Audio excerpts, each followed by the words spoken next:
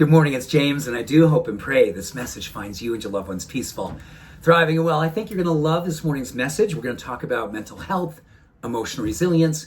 We're going to talk about food and how food can help us to release and build these powerful neurochemicals that are inside each and every one of us, and hopefully done under the influence of grace and gratitude as we navigate these extremely interesting times where the part of us that is just wanting to make sure that we can keep our lights on, most importantly for ourselves, and then for the world around us. You ready? This is going to be a whole lot of fun. Number one, we're going to talk about serotonin. Now, serotonin obviously gets a lot of press as the happiness hormone. It's all about centeredness and calmness and keeping us in a space of grace when things around us are a little wild and challenging and potentially dark. The cool thing is that legumes and avocados and I got my notes here, whole grains. So we got whole grains, we got avocados, and we got legumes. Those three things. And in particular, quinoa is phenomenal because it has amino acids, protein building blocks that have a great affinity for helping to build serotonin. I use quinoa a lot in my morning granola. I eat avocados every single day. And of course, the experience of legumes this time of the year, just think lentil soup and just think more and more lentils. They've copper, trace minerals, so many wonderful things.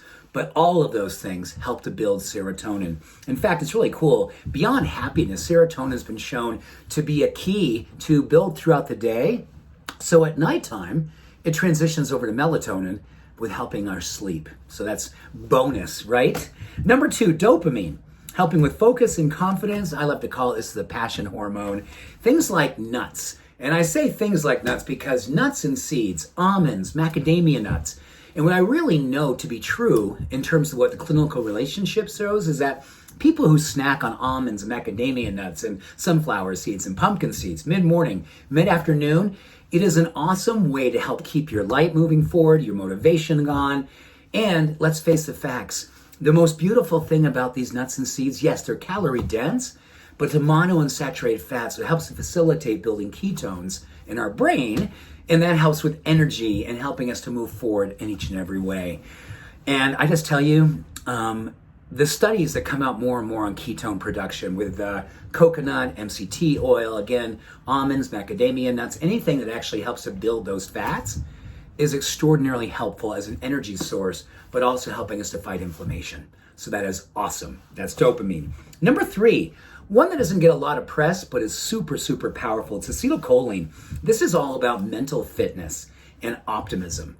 We've talked a lot about optimism as a way of social activism, and it's hard these days to keep your optimism on, but I love to think not about like toxic positivity, just like, oh, everything's awesome when it's not. This helps us to stay resilient, helps us to stay on our path, helps us to love the plateau when we're kind of just finding our way and trying to keep ourselves moving forward and doing the level of self-awareness and self-compassion. What's beautiful is that oatmeal, nuts, whole grains, and in particular sesame seeds are shown to be awesome for helping to build acetylcholine. So that's an amazing array, so many wonderful choices. And I think that this is really key for people who say, I can easily go dark.